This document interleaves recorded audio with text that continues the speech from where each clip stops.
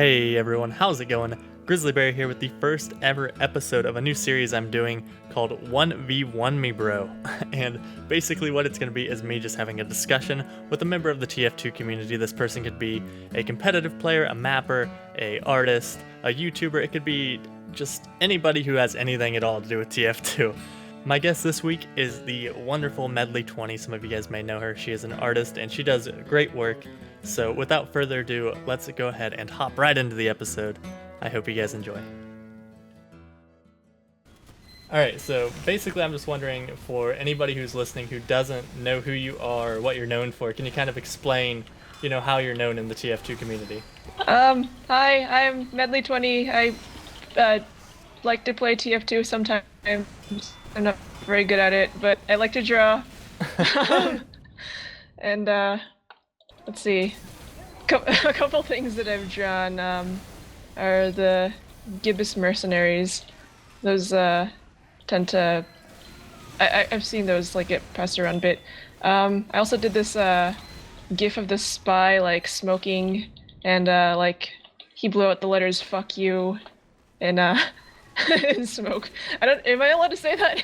Yeah, you can say whatever. I don't know. I feel like you're being very modest.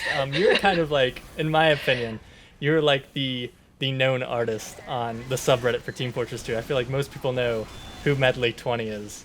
And you've done a lot of great work and a lot of things that I didn't even know you did. I've gone back and I was looking at your post history and I saw a few pieces and I was like, oh, I didn't know she did that. The ballpoint mercenaries, when you drew with the ballpoint pen.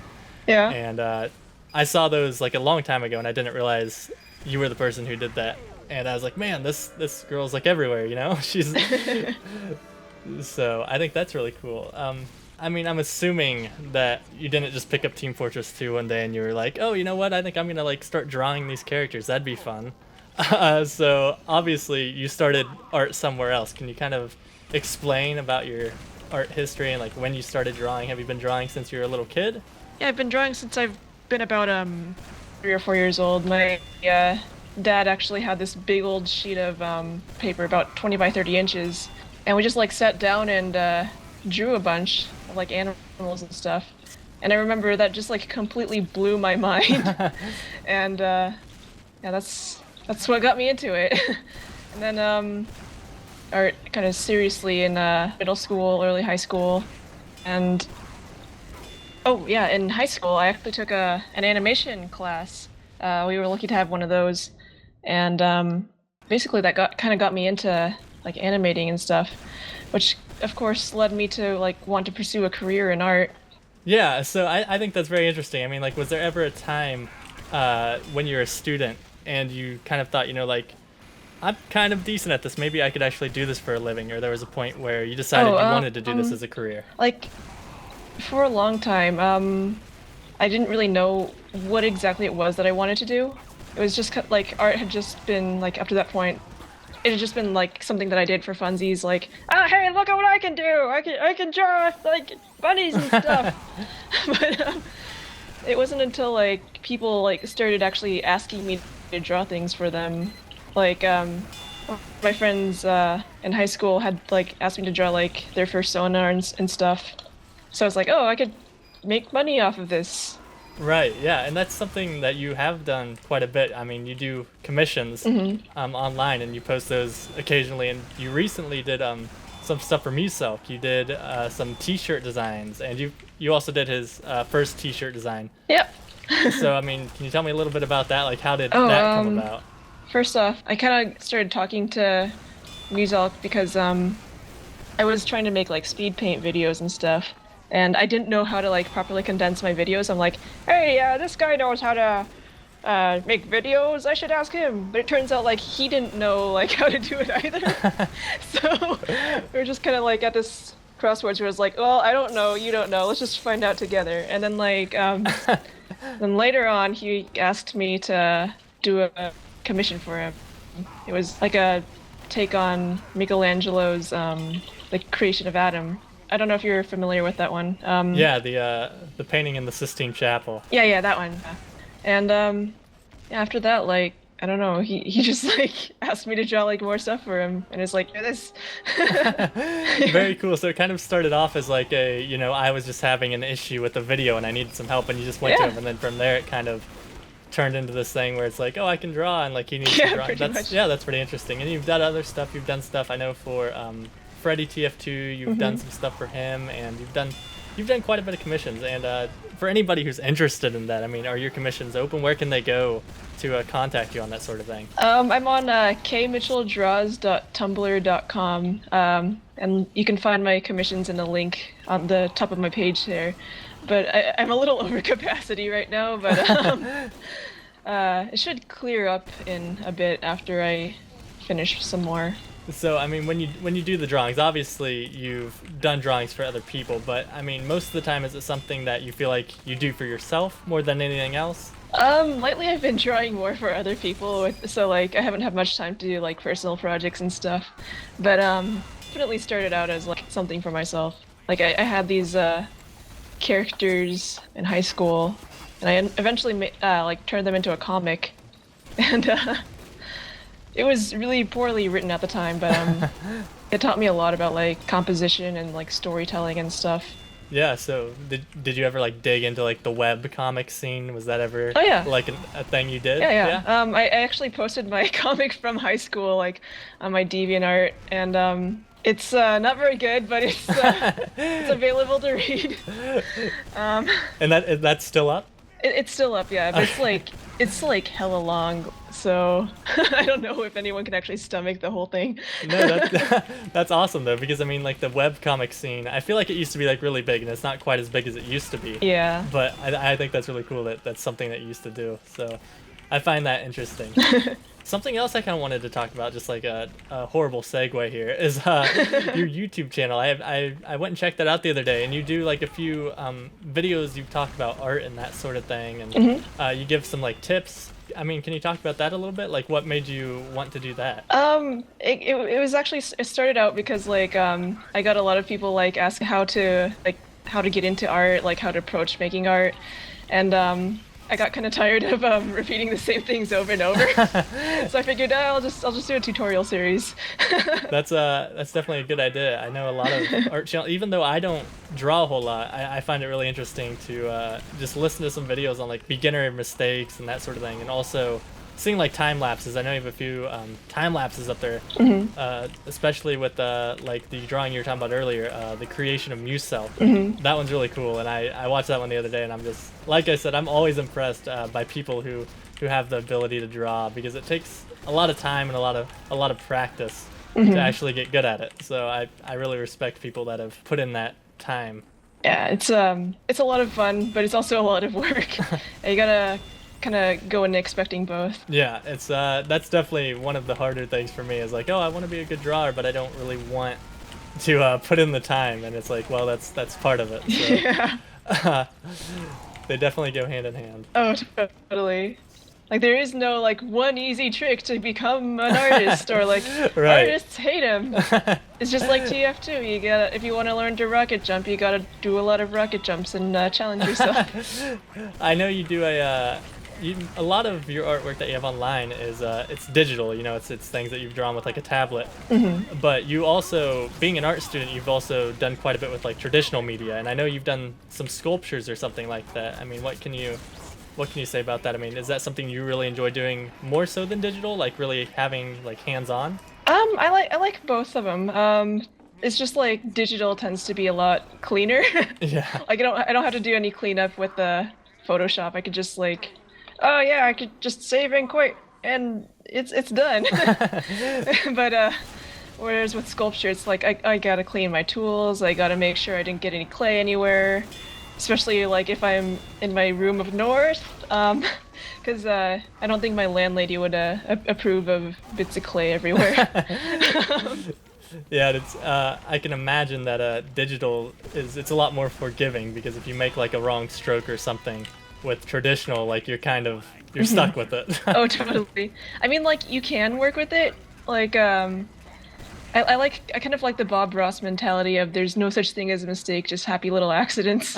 But traditional art, it takes a bit of I guess, adaptability. You need to be able to adapt to any accidents that happen. Right. But I mean, then again, it is also like the medium that most people start out with, like pencil and paper. It's pretty basic. But yeah.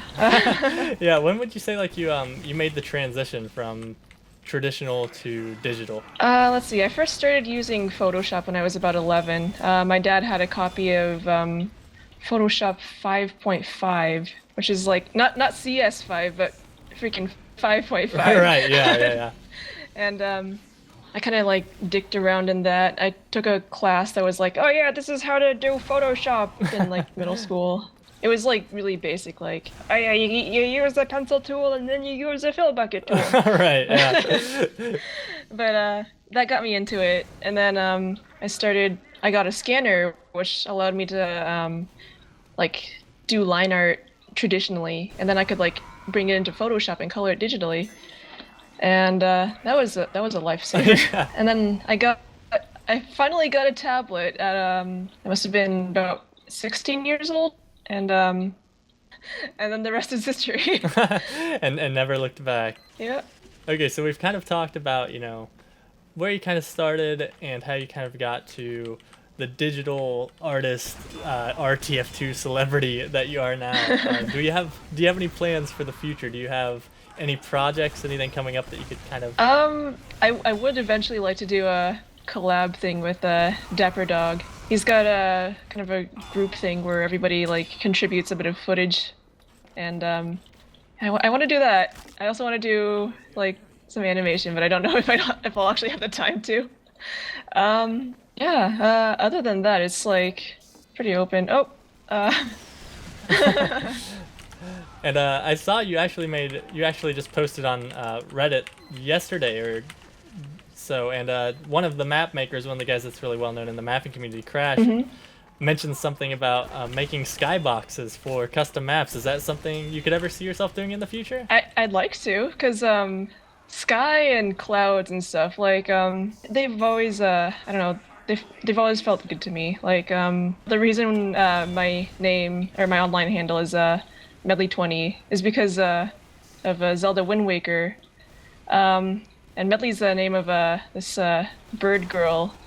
And like I was totally obsessed with that game when I was like 11.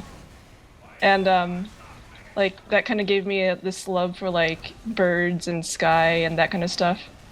Generally though, my favorite thing to draw is people. Right, and I've seen you have like a few self-portraits, and do you lean a certain way? Do you lean more realistic? Do you like to do realistic drawings, or do you lean more stylized, I guess? I like a little bit of both. They both have their like own kind of appeal.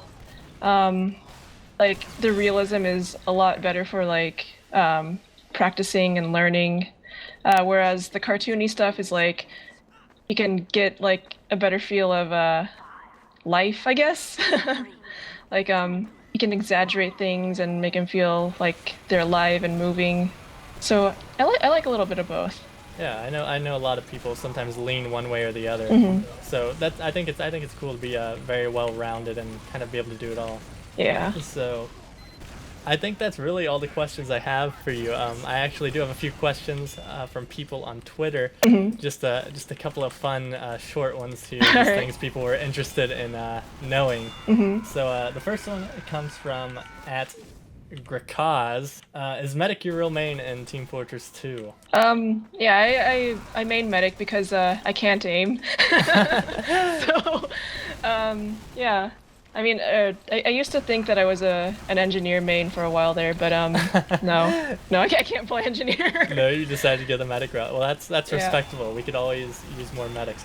They were also wondering, have you ever played competitively? I've played a grand total of 1 lobby. There you go. So, yeah. Yeah. I'm on my way to become a great professional TF2 player. Right. So, I mean, you're definitely on your way, it sounds like, to being the #1 competitive medic. Oh yes, totally. So another question that we have from Carolyn's Little B. How do I become a doodler? And I'm not sure if that's a doodler specifically, or maybe just like a better drawer artist. I don't know what word I'm looking for. But do you have any tips for people trying to get into drawing or art for the first time? Don't be afraid to make mistakes, because like a lot of people they get like turned off because it's like, oh, what if I mess up? What if I draw something bad? And it's like, of course you're gonna mess up. Like it's your first time doing a thing. Um, and like making mistakes is one of the better ways to like learn, because it also teaches you like what things work and what things don't work. Um, and yeah, just like draw off and don't be afraid. Um, that kind of stuff. All right, yeah. So I mean, one thing that I have trouble with when I sit down and I'm like, oh, I'm gonna like draw today and I'm gonna be really excited about it, and I usually get very discouraged because I look at my work and I'm like, oh, this is just so awful. So I mean, do you have any tips for someone like me who really would like to draw, but every time they sit down they get kind of discouraged? Um, well, okay, so my professor, John Clapp, has this thing where he's like, well, if your drawing is turning out bad, just like keep working on it, because it's turning out bad anyway. Like, what's the worst you can do to it? So, I mean, like, and you might like end up surprising yourself too. Like, sometimes you start drawing a thing and it turns out like really shitty, but then like you keep drawing it because it's like, why the hell not? And then it ends up like being really rad. Yeah, I think that's a good way to look at it. Kind of, I've already done the damage. It can't really get any worse, so I might as well just keep drawing. So, Yeah. but I think that's all I really have for you. So, is there anything you want to inform the people about? Like, where can everybody find you? Okay, so I'm on DeviantArt at Medli20, and I've got an art Tumblr at K Mitchell Draws. That's KMITCHELL.